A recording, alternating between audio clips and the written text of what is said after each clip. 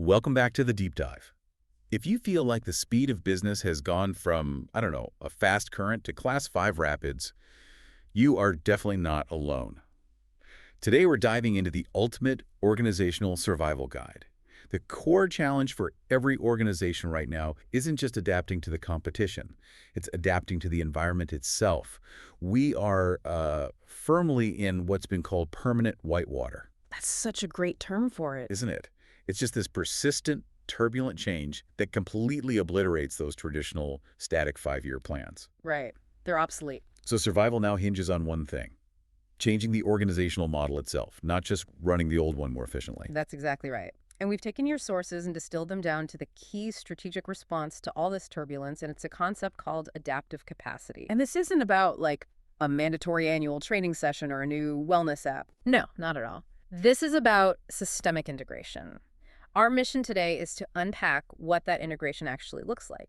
We're focusing on 3 interconnected capabilities: the architecture for adaptation, continuous learning, a robust well-being infrastructure, and a really strong shared purpose. The adaptive capacity triad. The triad. And the stakes here are, they're defining. When organizations get this integration right, they don't just feel better, they perform dramatically better. The numbers are pretty stark. Yeah, we're talking 25 to 40% higher innovation rates and 20 to 30% lower employee turnover.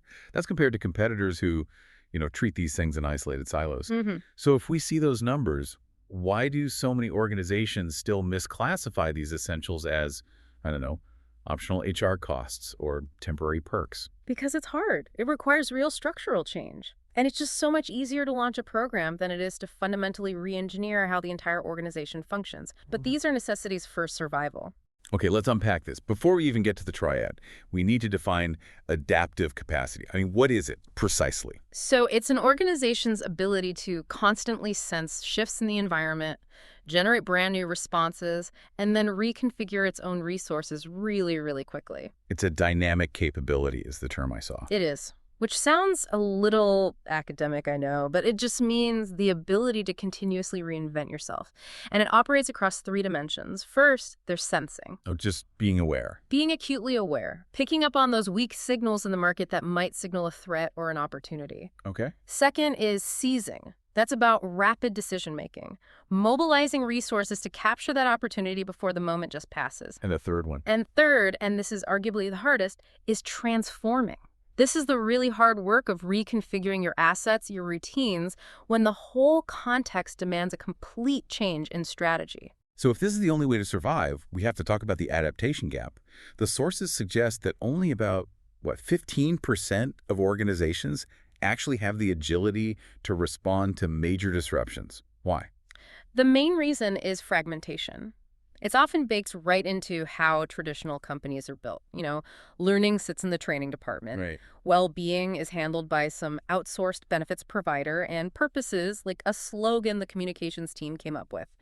These silos actively prevent the kind of interplay you need for large-scale adaptation. That structural separation sounds incredibly costly. Let's talk about the hard numbers. Oh, the cost is staggering, both financially and intellectually. For innovation, companies in the bottom quartile for learning generate nearly 47% fewer patents. Wow. Yeah. Without these continuous systems, companies just recycle the same comfortable knowledge instead of generating novel, difficult solutions. And the human cost is, and everyone recognizes this, weak learning cultures see turnover rates 30 to 50% higher. And when you actually calculate the replacement costs, which can be anywhere from 50 to 200% of that employee's salary. It's not just a headache. It's a massive, bleeding financial liability. It's worse than that. If you work in one of those places, you report 35% higher stress and a 42% greater risk of burnout. And that chronic stress, it doesn't just make you miserable. It actively shuts down the exact part of your brain you need to do adaptive work. It impairs executive function. Exactly. Things like working memory, cognitive flexibility, they're just gone. So the organization demands adaptation, but the stress it creates destroys the very capacity of its people to deliver it. It's a vicious cycle. Okay, here's where it gets really interesting, because the foundation for solving this isn't a new app or program. It's a cultural shift. Psychological safety. This is the absolute prerequisite. It's the shared belief that you can take interpersonal risks, you can speak up, admit an error, ask a dumb question, and you won't be punished or embarrassed for it. But isn't psychological safety just another buzzword for, being nice? What's the rigorous definition here that makes it so foundational? That's a great question because it's far more rigorous than just being nice. It's about enabling candor and vulnerability without fear. Without it, you can't have continuous learning. Full stop. Because people will hide their mistakes. They'll hide mistakes, they'll withhold ideas that might fail, they'll avoid experimenting, and that cuts off the flow of information the organization desperately needs for that sensing and seizing we talked about. And the data backs this up. Psychologically safe teams generate 25 to 40% more innovations. They detect errors 30 to 50% faster. Exactly. Safety unlocks the behavior you need. A perfect example of this is the Pixar Brain Trust. Right, the system they use for feedback on films. Yeah, where directors and writers give deep, candid, often ruthless feedback on films that are still in development. How do they manage that level of candor when the stakes are so high? I mean, millions of dollars and years of work are on the line. They dismantle the power structure. This is the key. The members of the Brain Trust who give all that candid feedback have zero authority to mandate changes. So the director keeps control. Complete creative control. And because there's no power dynamic, no one can force the change, it enables this incredible, honest iteration. It's the structure that ensures the safety, which directly feeds Pixar's incredible innovation track record. Okay, so if safety is the prerequisite, what do the strategic systems built on that foundation actually look like? Let's dive into the first two pillars of the adaptive capacity triad: learning and well-being. Let's do it. First up, continuous learning systems. This means we have to abandon the old model of separating work from learning. No more isolated training events. Right.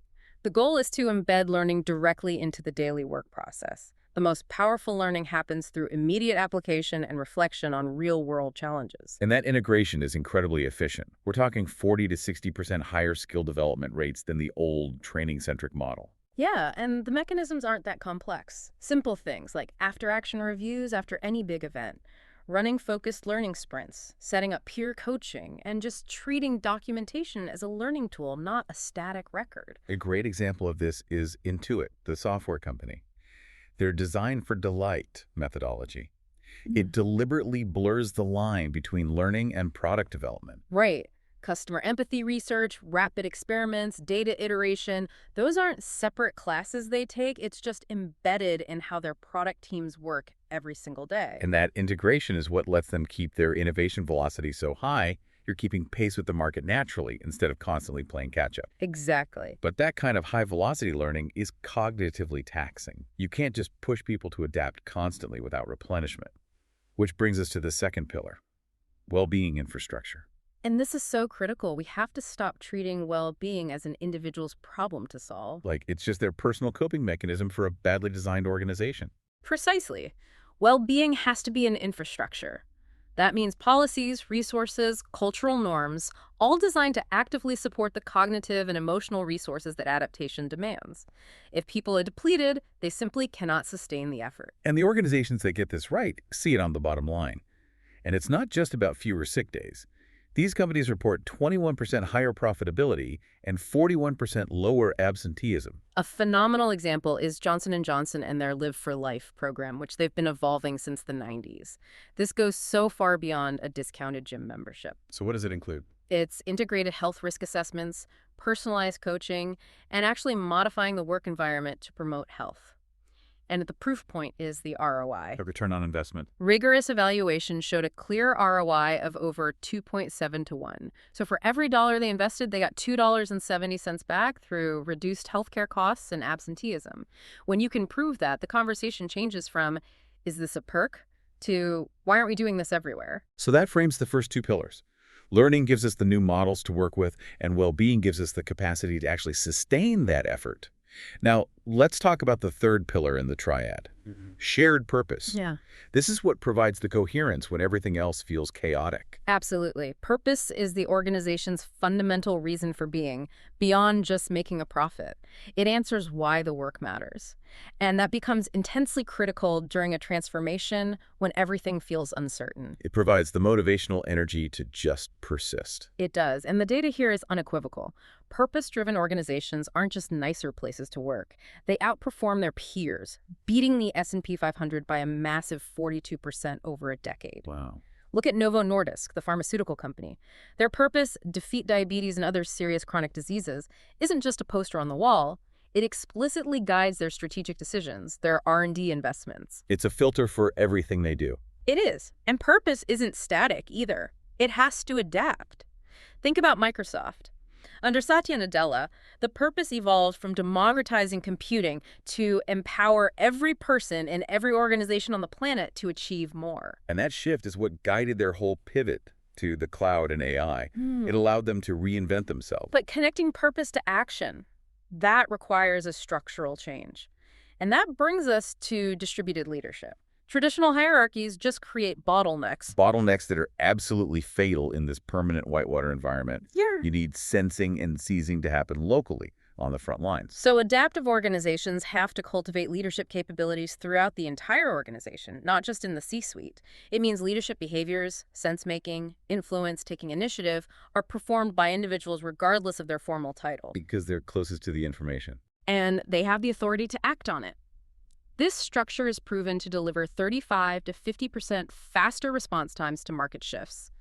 The mechanisms are things like democratizing leadership training and delegating real decision authority down the chain. The classic example of this has to be W.L. Gore and Associates, the creators of Gore-Tex. The quintessential example. They use a radical lattice structure. Leadership is fluid.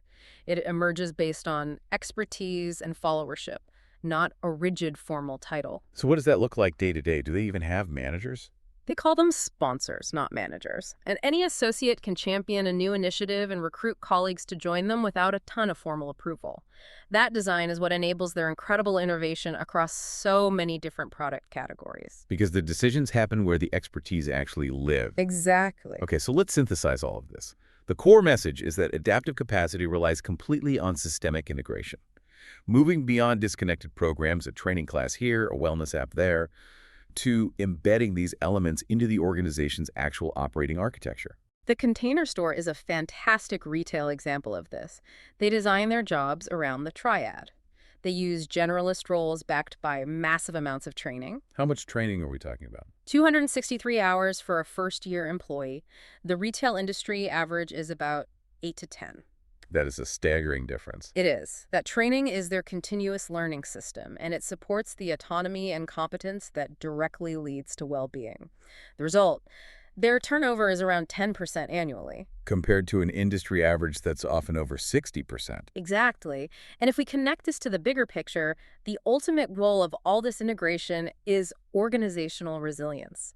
The ability to not just bounce back, but to anticipate, prepare for, and emerge stronger through learning. And that resilience comes from these reinforcing cycles, right? Learning builds competence, which reduces stress. Well-being provides the cognitive resources for more learning, and purpose energizes both of them. You see this integration under the most extreme conditions, like the U.S. Marine Corps. They have distributed leadership with small unit leaders. They have realistic training that builds competence and inoculates against stress. All of it is supported by an intensely strong mission purpose. They show what full integration looks like under constant, unpredictable pressure.